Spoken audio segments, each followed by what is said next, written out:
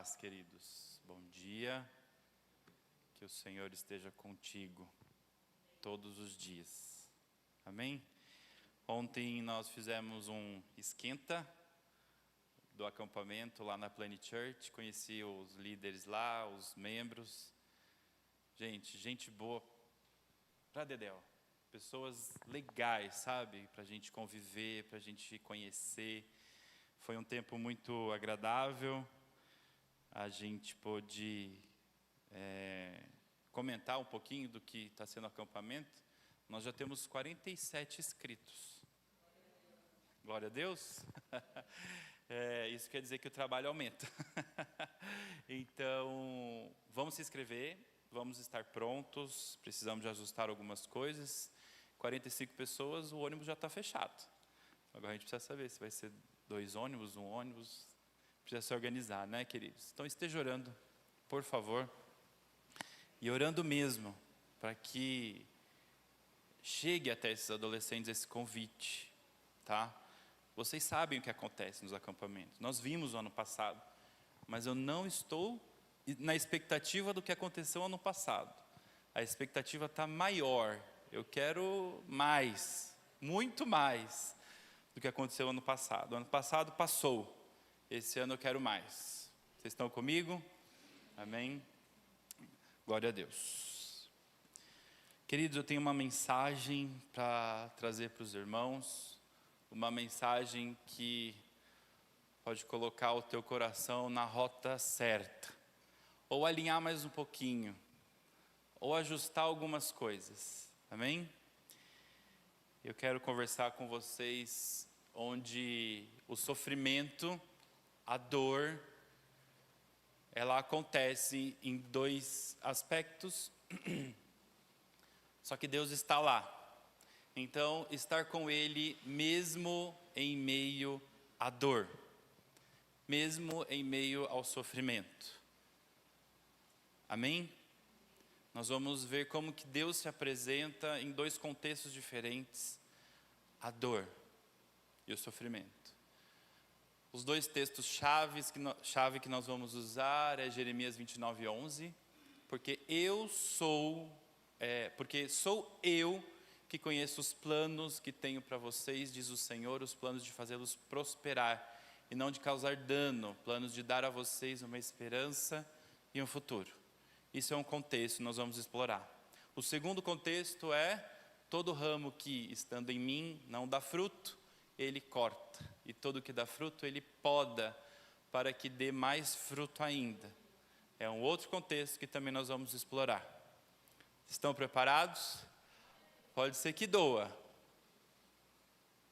Pode ser que doa, já estou avisando. Mas Ele está no controle, no governo de todas as coisas. Vamos lá então?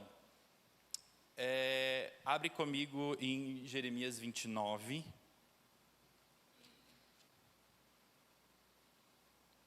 Nós vamos ler do 4 ao 14. E depois eu vou explicar uns pontos, tá bom? Podemos ler? Assim diz o Senhor dos Exércitos, o Deus de Israel, a todos os exilados que deportei de Jerusalém para a Babilônia. Construam casas e habitem nelas, plantem jardins e comam dos seus frutos. Casem-se, tenham filhos e filhas, escolham mulheres para casar-se com os seus filhos e deem as suas filhas em casamento para que também tenham filhos e filhas. Multiplique-se e não diminuam.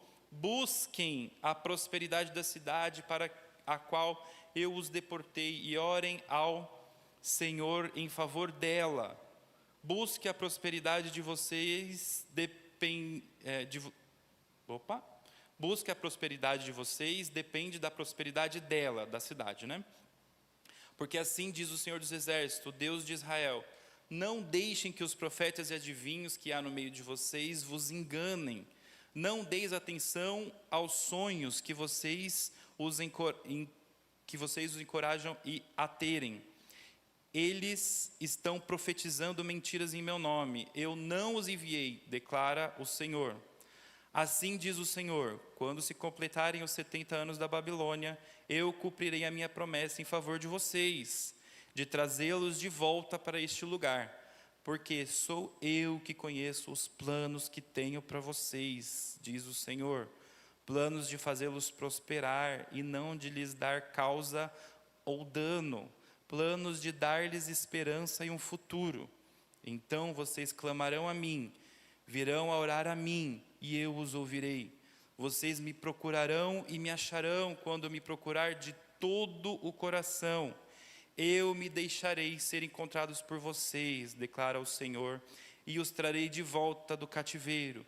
Eu os reunirei de todas as nações, de todos os lugares, para onde eu os dispersei, e os trarei de volta para o lugar de onde eu os deportei, diz o Senhor. Amém? Que carta boa! Uma carta maravilhosa. Uma carta perfeita. Ensinamentos de que fazer ali, né? Diretos. Faça isso, faça aquilo. Prosperem e faça a cidade de vocês prosperarem, aonde vocês estão. Só que essa carta, ela veio na hora que o povo estava exilado, no cativeiro, como escravo. Dá para entender isso?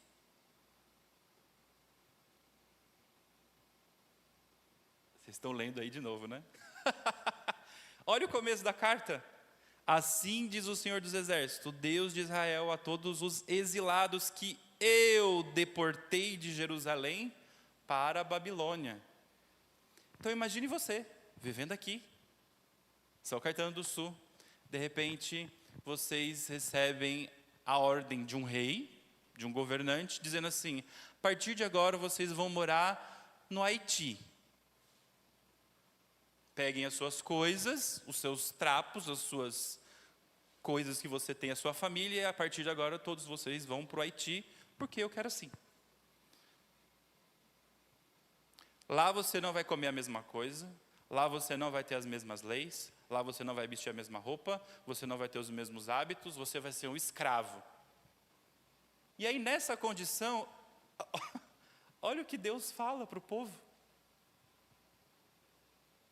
Nessa condição, casem, dê os seus filhos em casamento. Nessa condição, orem por essa cidade nova que vocês estão sendo inseridos. Nessa condição, amem essas pessoas. Nessa condição, façam o bem. Prosperem e façam a cidade prosperar.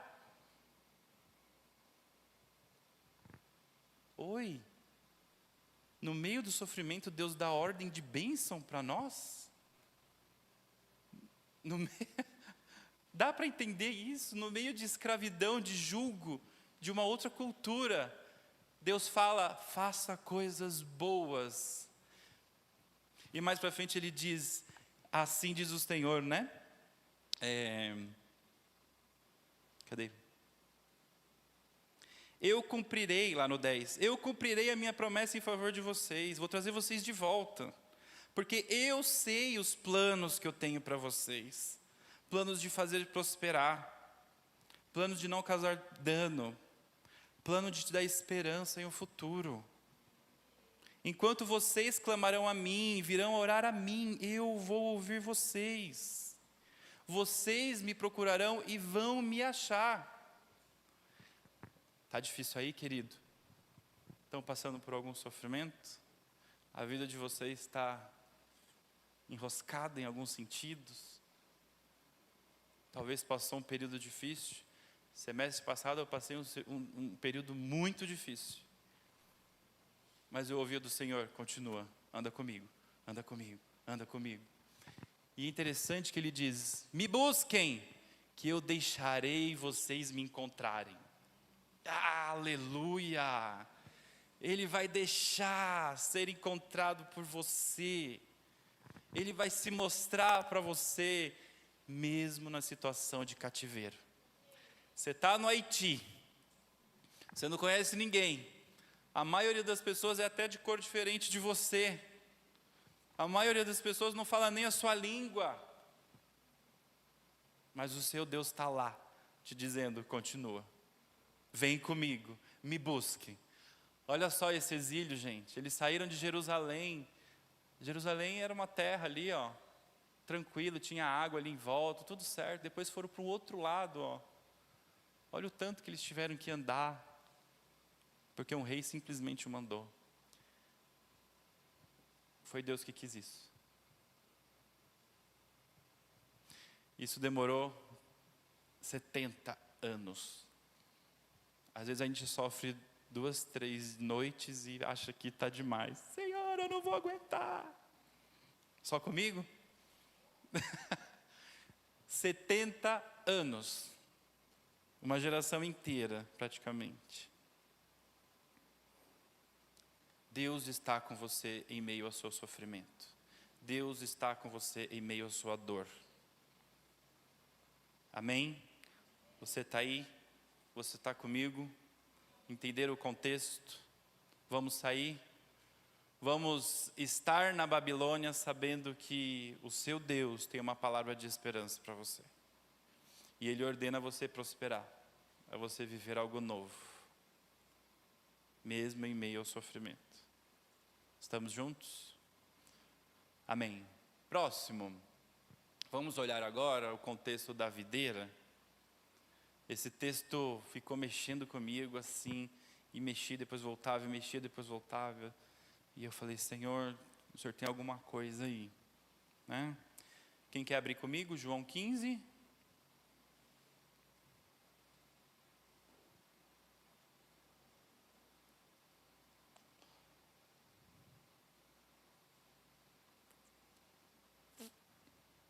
João 15, nós vamos ler até o 17. Amém? Liga a atenção aí. Eu sou a videira verdadeira, e o meu pai é o agricultor. Todo ramo que está em mim não dá fruto, ele corta, e todo que dá fruto, ele poda, para que dê mais fruto ainda. Vocês já estão limpos, pela palavra que lhes tenho falado. Permaneçam em mim, e eu permanecerei em vocês. Nenhum ramo pode dar fruto por si mesmo, se não permanecer na videira. Vocês também não podem dar fruto, se não permanecem em mim. Eu sou a videira, vocês são os ramos. Se alguém permanece em mim e eu nele, esse dará muito fruto, pois sem mim vocês não podem fazer coisa alguma. Se alguém não permanecer em mim, será como o ramo que é jogado fora e seca. Tais ramos são apanhados, lançados ao fogo e queimados. Se vocês permanecerem em mim e as minhas palavras permanecerem em vocês, pedirão o que quiser e lhes será concedido. Meu Pai é glorificado pelo fato de vocês darem muito fruto, e assim serão meus discípulos. Como o Pai me amou, assim eu os amei. Permaneçam no meu amor. Se vocês obedecem os meus mandamentos, permanecerão no meu amor, assim como tenho obedecido os mandamentos de meu Pai, e em seu amor permaneço.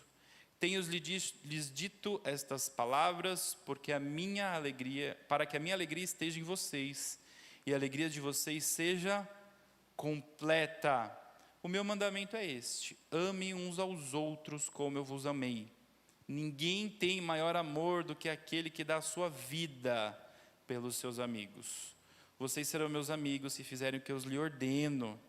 Já não os chamo servos, porque o servo não sabe o que o Senhor faz. Em vez disso, eu tenho chamado amigos, porque tudo o que ouvi de meu Pai, eu lhes tornei conhecido.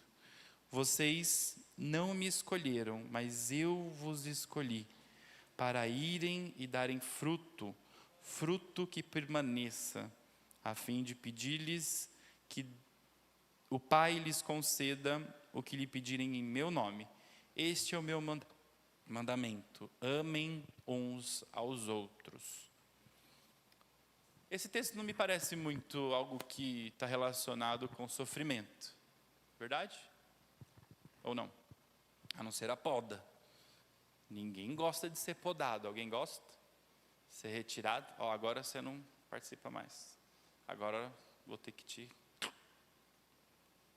Não é legal isso, né? E não me parece que é bem isso que Deus quer fazer aqui. Não me parece que é simplesmente tirar porque não está dando fruto.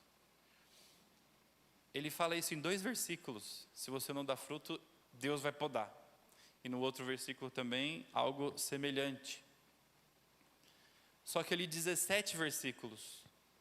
Então, pelo menos 15 versículos, ele está dizendo: eu vou te limpar, vem ficar comigo, vem para perto de mim, eu vou cuidar de você, esteja comigo. Percebe? Se a videira verdadeira, onde que ele diz, eu sou a videira verdadeira, é sinal que existe algo semelhante, mentiroso. Lá na Babilônia, lá naquela carta, também ele fala sobre os falsos profetas, ensinos que ele não ensinou.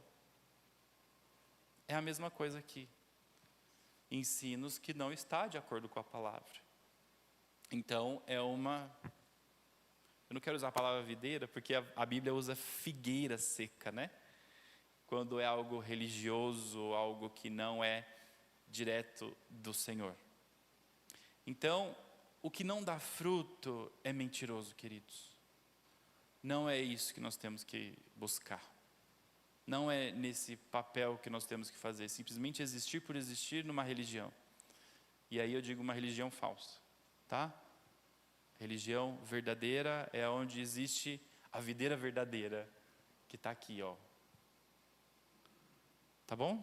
Essa aqui é a NVI, mas pode ter outras. A palavra verdadeira. O que mais me mexeu nessa questão do sofrimento e da ação de Deus em meio ao sofrimento, é que Ele espera dar o fruto. E no processo de crescimento para dar o fruto, vai tendo uma folhinha que seca, vai tendo uma garrinha que, né, pensando na videira, uma garrinha que aperta aqui, volta Dani, aqui ó, olha só. Ele diz, eu sou a videira verdadeira. O nome não dá para ler, tá, gente? É só o desenho mesmo. Está vendo que tem o centro aí? Um tronco maior? Esse tronco maior é Ele. Nós somos o resto. Os ramos. Esse verde aqui, ó, somos nós. Essas folhagens aqui somos nós. E os frutos é dele mesmo para Ele mesmo. Ele que cuida dos frutos. Amém? Só que chega um momento da videira, do ciclo de vida dessa planta, dessa árvore, né? Que vai secando. E aí o que Jesus precisa fazer? Descarregar. Precisa limpar. Precisa tirar as folhinhas velhas. Precisa cortar os raminhos que já não funcionam mais. Para quê? Para que deis fruto maior ainda. É legal ser podado? É legal limpeza? É legal o processo de renovação? Não é legal. Às vezes dói. Às vezes vai mexer em lugares que a gente não quer. Às vezes Deus vai falar assim, sabe aquele quarto escuro que não é legal você visitar de vez em quando? Eu quero entrar lá. Fazer uma limpeza, tirar o que te carrega, tirar os seus excessos, tirar o que você trabalhou no passado.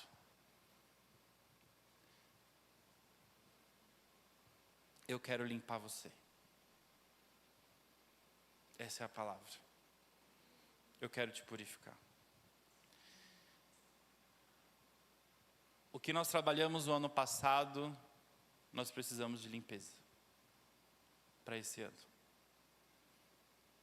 O que você se desgastou ano passado para dar frutos para o Senhor, precisa de limpeza. Porque esse ano você vai frutificar muito mais do que o ano passado. E não é só em trazer pessoas novas para a igreja, porque às vezes essa palavra, muitas pessoas pregam nesse contexto, de dar frutos é trazer pessoas novas, é pregar e ensinar, e amém, faz parte. Mas é dar frutos para a sua própria vida também, é você crescer. E aí, eu ia usar a palavra evoluir, mas a gente pode ter problemas com essa palavra, né? Mas é crescer no Senhor, sabe? É, sei lá, começar uma faculdade nova, começar algo novo, mudar algum hábito que não te faz tão bem, diminuir o sal, o óleo, o açúcar. É uma dica. Cuide bem da videira. Amém? Se você está enxertado na videira, Ele espera que você cuide bem de você mesmo também. Mas também estamos falando de um novo nível espiritual. Vamos lá, Dani, para a gente ir finalizando. Temos aí essa imagem.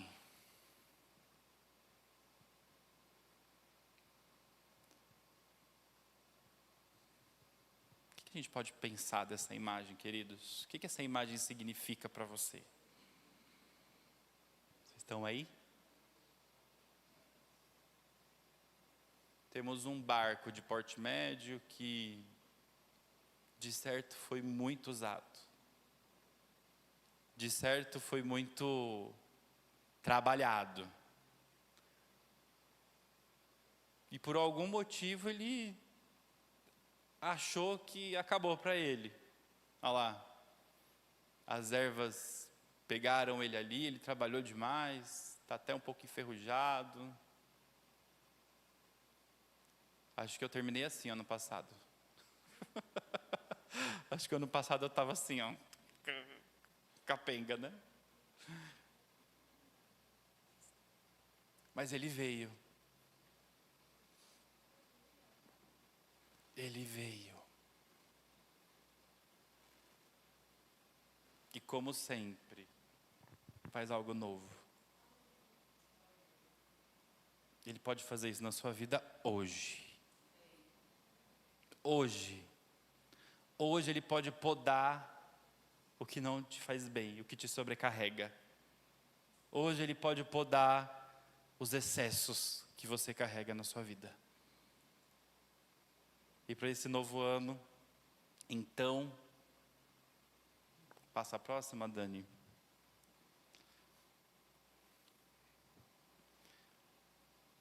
Que tal? Ó, tô assim hoje, ó. Amém? Deus pode fazer de novo, e de novo, e de novo. Certamente você é uma videira renovada por Ele, enxertado nele. Ele vai podar coisas que você tem que deixar para trás mesmo. Porque é tudo dele, Ele vai fazer. Mas tem algo novo. Algo novo. Pastor Roberto, no primeiro culto, disse: deixando para trás as coisas que para trás ficam, eu prossigo para o alvo. É Ele, é o autor e consumador da nossa fé. É o Senhor dos exércitos, é o Rei de todas as coisas. É aquele que depois que deu o tempo que Ele achou que ia dar lá na Babilônia para o povo de Israel, Ele falou: chega, agora eu vou juntar todo mundo de novo na terra que eu prometi. E trouxe de volta, e renovou o povo. É Ele que faz, queridos, o que você acha que não tem mais jeito, que você não vê a saída, que você acha que já foi, não tem mais o que fazer. O barco antes, você olha e você fala: não tem o que fazer. Ele faz coisas novas. Amém?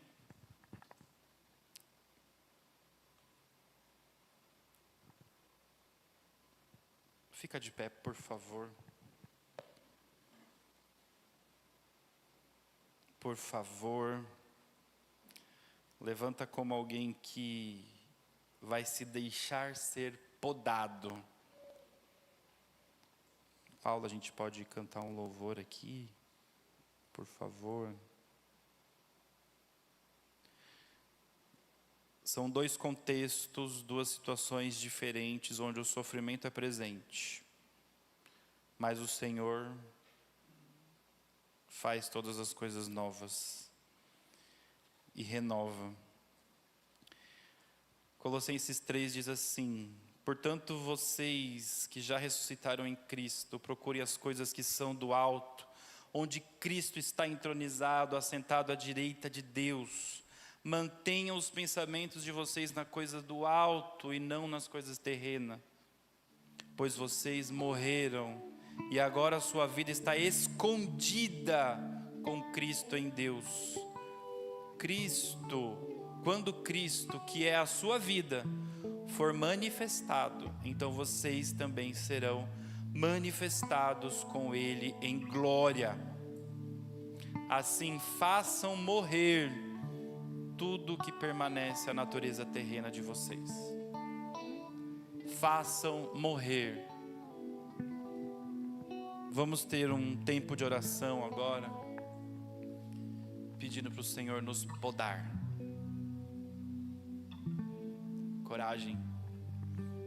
Coragem. Você vai dar novos frutos. Amém? Aleluia. Obrigado, Jesus. Obrigado porque o Senhor não nos abandona em tempo algum. De forma alguma o Senhor nos abandona.